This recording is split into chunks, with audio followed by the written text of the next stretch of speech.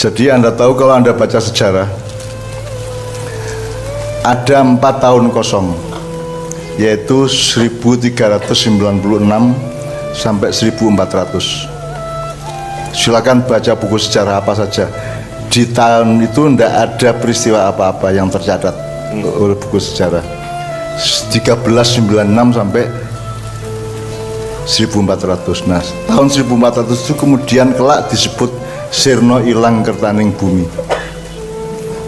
Meskipun itu adalah kata-kata yang dilahirkan dari huruf, dari angkanya, tetapi dia punya pemaknaan Sirna Ilang Kertaning Bumi ya. Nah teman sekalian, selama 4 tahun itu sesungguhnya terjadi sesuatu yang memang sejarawan tidak akan pernah tahu. Karena justru yang dilakukan selama 4 tahun itu adalah menyembunyikan. Jadi Sunan Kalijogo dengan sekian ratus bahkan sekian ribu santri itu melakukan penimbunan, penyembunyian, nguruki. Jadi istana, jadi gini, orang-orang zaman dulu itu memiliki pengetahuan yang agak lebih peka dibanding orang sekarang yang ngertinya cuma apa yang kelihatan mata dan terdengar telinga. Jadi mereka punya kewaskitaan. Jadi mbah-mbah kita dulu mengetahui bahwa akan ada bahaya datang dari barat, akan ada penjajahan. Jadi dimulai dengan kapal-kapal Portugis, kemudian kapal VOC Belanda dan seterusnya. Dan itu nanti akan mencelakakan seluruh tanah air. Maka Sunan Kalijogo yang waktu itu saya menyebutnya Walianom ya, karena belum sepuh. Waktu itu usianya masih belum sampai 30. Beliau melakukan apa jenenge ya, diuruki. Jadi sejumlah bangunan yang tertentu diuruk, ditimbun dengan tanah. Anda pernah dengar bahwa di Jalan Kaliurang Utara ada bangunan yang tertimbun? Pernah mendengar? Di daerah Bantul juga ada. Anda pernah tahu ada piramida tertimbun oleh gunung di Jawa Barat? Ada banyak sekali tempat-tempat yang tertimbun di Gunung Kidul, bahkan di Banyuwangi, di sebelah timurnya Jember itu ada istana yang luar biasa besar di bawah laut yang sekarang tertimbun. Nah itu sengaja ditimbun selama 4 tahun kerja keras habis-habisan massal itu ya, untuk menyembunyikan sejumlah gedung. Sehingga kalau sekarang ditanya mana tahu kerajaan Mojopahit, yang ada kan cuma Trowulan, itu cuma Balairung, itu cuma pendopo saja, tapi bukan keratonnya. Keratonnya diuruk, keratonnya itu disembunyikan. Jadi disembunyikan, ditimbun dengan tanah, kemudian ditanami dengan pohon-pohonan. Terus kekayaan-kekayaan tertentu kemudian disimpan, ada yang di dalam gua apa, di balik gunung apa dan seterusnya, macam-macam. Pokoknya terjadi proses massal gede-gedean menyembunyikan kekayaan harta bangsa Jawa pada waktu itu, karena akan ada bangsa Banujan yang akan datang dari Eropa. Sekarang saya kasih latar belakang dulu. Bedanya apa? Bangsa Banujan itu adalah manusia sebelum Adam yang hidup di bumi. Bibit unggulnya ada di benua Eropa, tapi salah satu hamparannya di Pulau Jawa. Jadi iblis dulu, Anda tahu iblis itu dulu adalah jin yang kemudian melamar menjadi malaikat, diterima oleh Allah. Kemudian beliau bertorikot, beribadah sampai 850.000 tahun. Jadi tidak terlawan jam terbang ibadahnya iblis itu 850.000 tahun. Kemudian di saat-saat terakhir beliau dikasih hiburan oleh Allah untuk pergi ke setiap langit. Dan di setiap langit, di setiap lapisan langit beliau mendapatkan gelar dari penduduknya.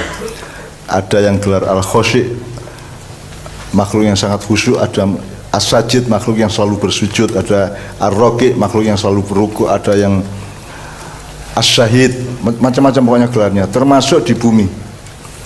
Nah, beliau di surga sana, waktu itu kan semua di surga. Itu gelarnya adalah Syekh Kazinul Jannah. Beliau adalah penghulunya semua malaikat. Jadi kalau malaikat Jibril alaihissalam dan malaikat lain, Mikail, Israfil, Israel dan lain-lain malaikat salam, terus malaikat-malaikat bermacam-macam ya. Di Tawasulan saya sebut ada 26 nama malaikat ya, kalau Anda ikut tawasulan. Itu semua kalau mau sowan kepada Allah, mau matur apa-apa kepada Allah, itu minta tolong kepada si iblis ini, kepada Kazinul Jannah ini. Jadi beliau adalah pemukanya para malaikat. Gitu. Jadi beliau orang yang paling alim, paling sajid, paling bersujud yang luar biasa, dengan jumlah yang saya sebut tadi 850.000 tahun ukuran bumi ya. Coba kalau ukuran tata surya yang lain beda, ukuran Jupiter beda, ukuran kalau dihitung dari putaran misalnya planet Mars atau Venus ke matahari, maka 1 tahunnya ada yang lebih panjang, ada yang lebih pendek gitu. Ini ukuran bumi 850.000 tahun ukuran bumi terhadap matahari.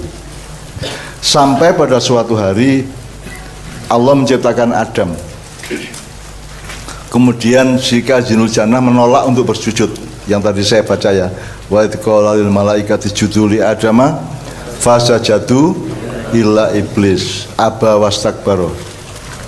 Ya. Nah teman sekalian, selama Kazinul Jannah, Syekh Kazinul Jannah ini berurutan tamasya ke lapisan-lapisan langit, kemudian terakhir di bumi, beliau di sini sekitar 1.500 tahun. Jadi saya bertetangga dulu sama dia. Dan beliau ketemunya sama makhluk yang namanya Banujan.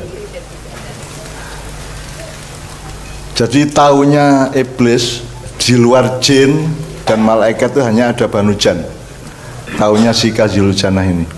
Sehingga ketika Allah mengatakan sesungguhnya aku menciptakan khalifah di bumi, itu bukan menciptakan, aku melantik atau mengangkat khalifah di bumi. Jadi Anda harus tahu bedanya antara ini jailun sama ini kholikun ya.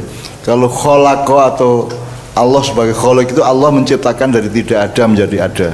Tapi kalau jail itu dari ada menjadi ada yang baru. Misalnya dari apa ya, dari kalau manusia dari beras menjadi nasi gitu ya. Kalau Allah menciptakan melantik, jadi manusia itu oleh Allah dilantik, dikasih amanat, dikasih tugas, dikasih sertifikat untuk menjadi khalifah di bumi. Nah, ketika Allah berfirman, bersabda bahwa beliau akan mengangkat Adam untuk menjadi khalifah di bumi, iblis ini salah paham. Kazinul Jannah ini salah paham, dipikir itu adalah Banujan, karena dia tidak kenal Adam.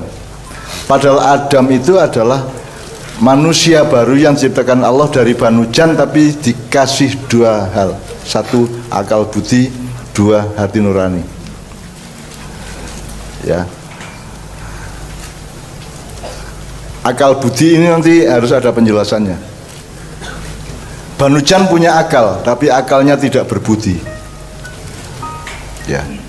Nah, Sunan Kalijogo tadi tahu bahwa nanti akan ada pasukan Banujan dari barat yang akan menyerbu tanah air, yang akan mengajarkan kecurangan, kepengecutan, kerakusan dan seterusnya. Gitu.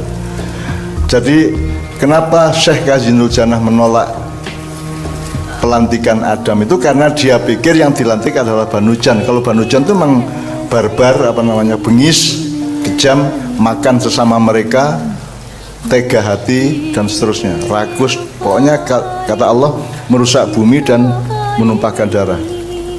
Yusiduna fil ard wa yusfikuna dima, gitu ya, gitu ya.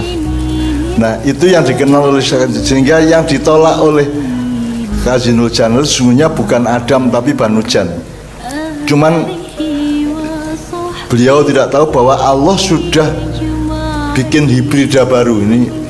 Jadi Adam itu manusia hybrid, manusia baru yang Banujan yang sudah dikasih akal sehat dan akal budi dan hati nurani. Nah itu si Kazinul Jannah tidak tahu, maka dia menolak. Sebenarnya yang ditolak itu adalah Banujan. Anda tidak usah tanya dari mana saya tahu itu semua, tidak usah tanya. Anda langsung temui aja iblis. Tanya langsung kepada yang bersangkutan supaya otentik apa opsit ibitmu itu ya, kepustakaanmu, supaya langsung, tidak usah lewat saya tidak usah dipercaya, tapi gue tak kandani sebagai anakku, sebagai putuku gitu ya. Oke. Nah, jadi dari situ bibit unggul Banujan itu ada di daerah Eropa serta di Asia Utara. Jadi mereka dahsyat.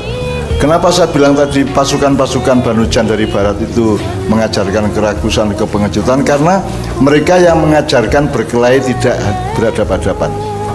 Kita selama ini orang Jawa di zaman itu kalau berkelahi ya dep-depan, teman-teman langsung adu raya, adu arep gitu, beradu badan. Mereka yang mengajari dengan kapal datang, mereka bawa meriam, bawa panah, bawa bedil gitu. Jadi mereka bisa membunuh orang dari jauh. Hanya orang pengecut yang membunuh orang dari jauh, betul enggak? Iya. Betul enggak? Betul. Nek cenwani ayo depan adu arep. Beradu muka, beradu wajah, beradu badan kan begitu. Itulah watak kita aslinya. Tapi kemudian datanglah pasukan bibit unggul Banujan ini ke tanah air, bawa kapal dan seterusnya. Mereka bawa meriam sehingga kapal-kapal Mojopahit kemudian kapal-kapal Demak dan Mataram itu menjadi kerepotan dan mulai ragu-ragu sebagai kesatria. Kita semua dulu kesatria. Satria itu artinya kita jantan, kita sportif. Kalau pukul-pukulan ayo dep-depan, adu arep ojo medsos-medsosan, gitu kan.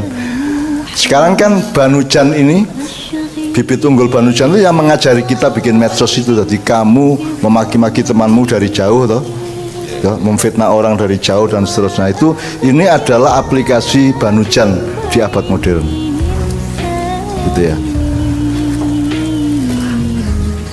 Banujan ini tidak dikenal di dalam wacana-wacana di luar kita ya. Ora apa-apa wis.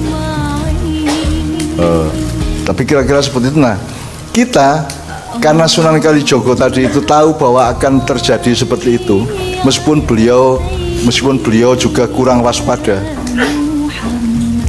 Jadi kalau Adam itu ahsanu, inna khalaqna apa? Ayatnya apa?